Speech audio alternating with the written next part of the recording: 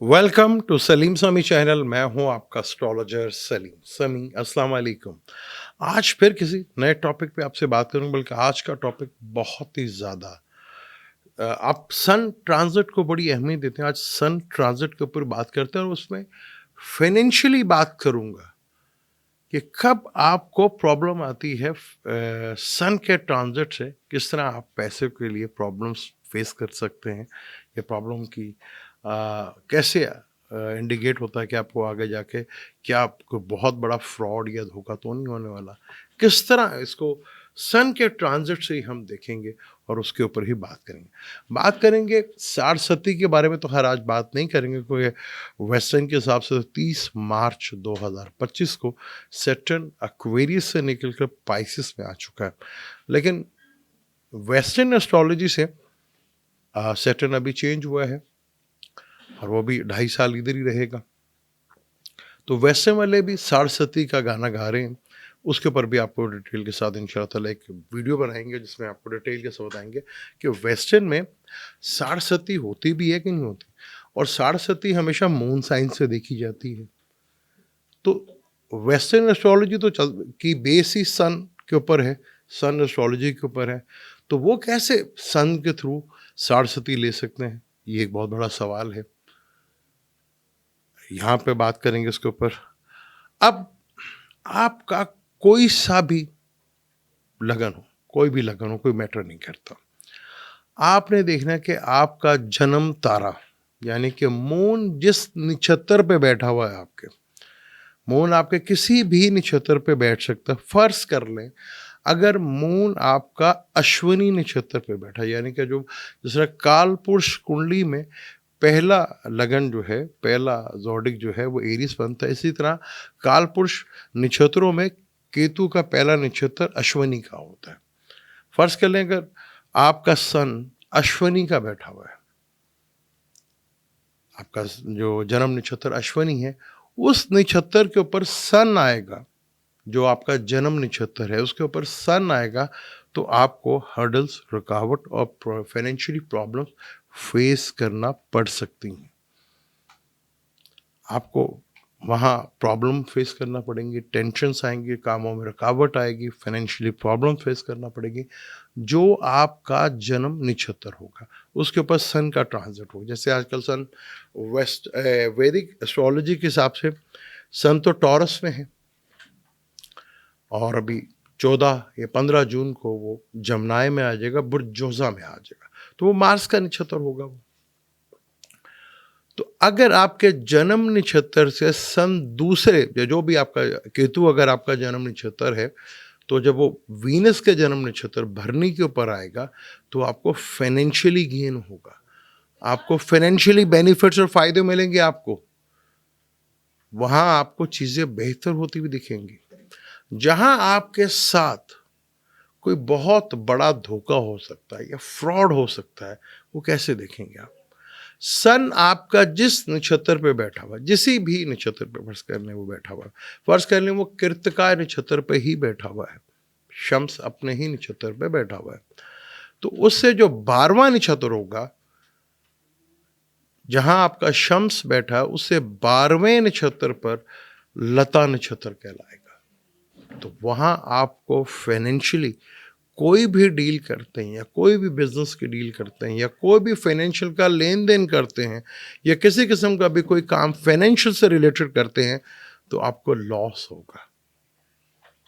कृतिका आपका पहला नक्षत्र बन जाएगा, उससे आप फिर आगे सीक्वेंस वाइज आगे चलते रहें, तो जो 12वां नक्षत्र बनेगा वो प्रॉब्लमेटिक होगा।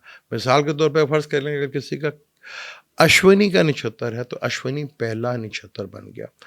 1 से लेकर 9 तक मरकरी का नक्षत्र चलेंगे, यानी अश्विनी पहला हो गया, यानी केतु का पहला नक्षत्र, वीनस का दूसरा नक्षत्र, शम्स का तीसरा नक्षत्र, कमर का चौथा नक्षत्र और मार्स का 5वां नक्षत्र और राहु का 6ठा, जुपिटर का 7वां, सैटर्न का 8वां और मरकरी का 9वां नक्षत्र। उसके बाद फिर 10वां नक्षत्र केतु का आ जाएगा, फिर 11वां नक्षत्र वीनस का, यानी शम्स के नक्षत्र के ऊपर वो 12वां नक्षत्र कहलाएगा, जो लता नक्षत्र होगा।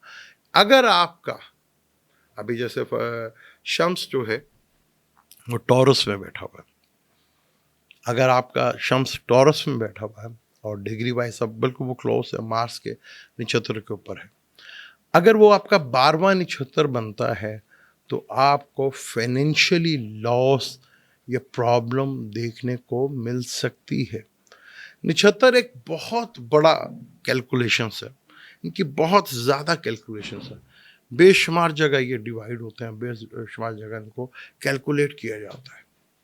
तो ये लता नक्षत्र पे जब भी आपका जन्म का नक्षत्र शम्स जो होगा, जिस नक्षत्र पे होगा उससे 12वां जो है वो लता नक्षत्र कहलाएगा। उसमें ठुड्डा पड़ता है, लात पड़ती है। यानी इस टाइम अगर आप कोई भी बिजनेस डील कर रहे हैं तो आपको प्रॉब्लम फेस करना पड़ेगी। आप ये देख लीजिएगा, आपको ये प्रॉब्लम फेस करना पड़ सकती है। अब यहाँ पर, क्योंकि यहाँ पर ये मृगशिरा नक्षत्र पे अगर शम्स बैठा हुआ है तो वो पहला नक्षत्र हो जाएगा। अगर ये आपका 12वां नक्षत्र बना, किसी और नक्षत्र पे बैठा और मृगशिरा आपका 12वां नक्षत्र बना, तो आपको फाइनेंशियली लॉस देखने को मिलेगा। ये बहुत प्रॉब्लमेटिक चीज़ होती है। तो नक्षत्र को देखकर बहुत सी चीज़ों को कैलकुलेट किया जाता है। जैसे 3, 5, 7 का नक्षत्र जो है वो प्रॉब्लमेटिक होता है, वो थोड़ा सा आपको टेंशन में जरूर डालता है। क्या वो पूरी दिशा खराब होगी? ऐसा भी पॉसिबल नहीं। वहाँ चीज़ों को कैलकुलेशंस किया जाता है। तो आपने देखना है कि आपका जन्म नक्षत्र क्या है, यानी कि किस नक्षत्र पे आप पैदा हुए। चाहे आप एरीज हैं, टॉरस हैं, जमनाय हैं, कैंसर हैं, ल्यू हैं, विर्गो हैं, लिब्रा हैं, स्कॉर्पियो हैं, सैगिटेरियस हैं, कैप्रिकॉर्न हैं, एक्वेरियस हैं या पाइसिस हैं। किसी भी ज़ोडिक साइन में आप पैदा होंगे तो मून के आगे एक नक्षत्र लिखा होगा, जिसको वो केतु का भी हो सकता है, वो वीनस का भी हो सकता है, वो आपका शम्स का भी हो सकता है, वो कमर का भी हो सकता है। किसी भी नक्षत्र पे हो, वो आपका जन्म नक्षत्र होगा। वहाँ पे अगर सन का ट्रांजिट हो रहा तो थोड़ा सा आपको प्रॉब्लमेटिक चीज़ें देखने को मिलेंगी। अगर वो आपका दूसरा नक्षत्र हुआ तो ये जमनाय का जो ट्रांजिट है ये आपको बड़ा बेनिफिट और फायदा करवाएगा, क्योंकि एक ज़ोडिक साइन में टोटल 9 चरण होते हैं, यानी 9 पॉइंट होते हैं। सिर्फ 9 चरण उसके घर में चलने होते हैं। तो हर घर में 2.25 नक्षत्र होते हैं।